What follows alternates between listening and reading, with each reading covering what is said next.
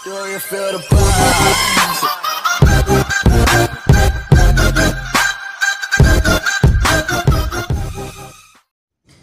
Assalamualaikum warahmatullahi wabarakatuh.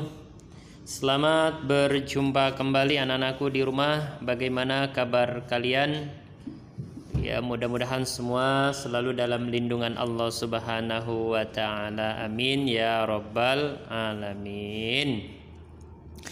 Baik anak-anakku, pada kesempatan kali ini Pak Ade akan membahas tentang kegiatan ekspor dan impor di Indonesia.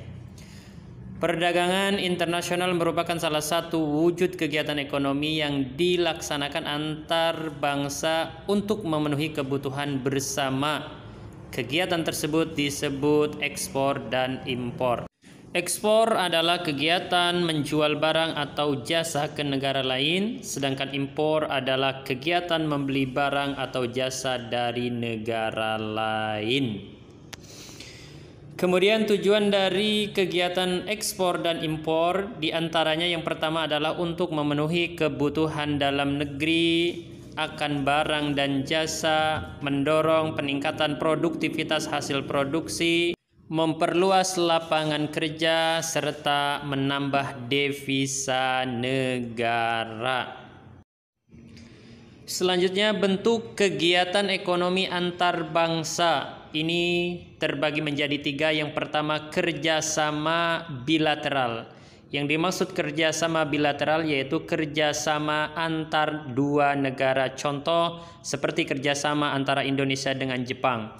Kedua, kerjasama regional. Yang dimaksud dengan kerjasama regional adalah kerjasama dalam satu kawasan. Contoh, kerjasama ASEAN.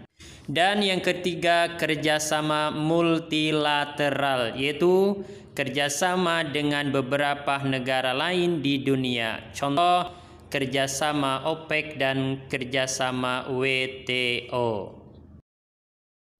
Selanjutnya, barang dan jasa yang diekspor dan diimpor Indonesia. Pertama, ekspor migas, minyak dan gas bumi. Yang pertama, minyak bumi mentah dan gas bumi. Sedangkan ekspor non migas atau bukan minyak dan gas bumi diantaranya adalah ekspor hasil pertanian, ekspor hasil industri, ekspor hasil tambang, ekspor hasil hutan, dan ekspor hasil laut. Negara-negara yang melakukan kerjasama ekspor dan impor dengan Indonesia diantaranya adalah Indonesia dan Jepang. Indonesia mengekspor minyak bumi, gas bumi, karet, dan lain-lain. Sedangkan Jepang mengekspor kendaraan bermotor, mesin industri, pipa besi, dan lain-lain.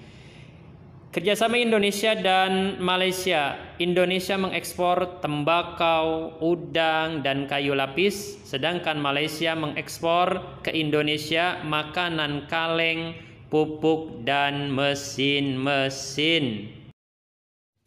Indonesia dengan Singapura. Indonesia mengekspor minyak bumi mentah, timah, putih, tembaga, dan lain-lain. Sedangkan Singapura mengekspor peralatan mesin logam, produk elektronik, alat-alat komunikasi, dan lain-lain ke Indonesia. Indonesia dan Thailand. Indonesia mengekspor tembaga dan pupuk, sedangkan Thailand mengekspor ke Indonesia beras, gula, baja, dan lain-lain. Manfaat ekspor dan impor diantaranya yang pertama adalah manfaat ekspor dapat menggiatkan bidang industri sehingga dapat memperluas lapangan kerja. Yang kedua, dapat menghasilkan devisa atau modal asing untuk membiayai pembangunan di Indonesia.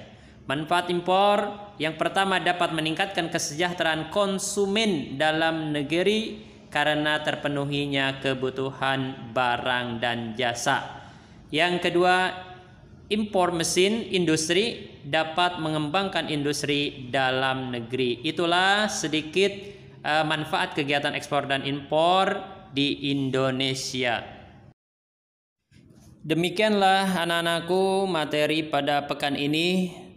tugas dari Pak Ade yaitu menulis materi IPS ini di buku tulis kalian dengan tulisan yang bagus dan rapi. Ya, sekian. Wassalamualaikum warahmatullahi wabarakatuh.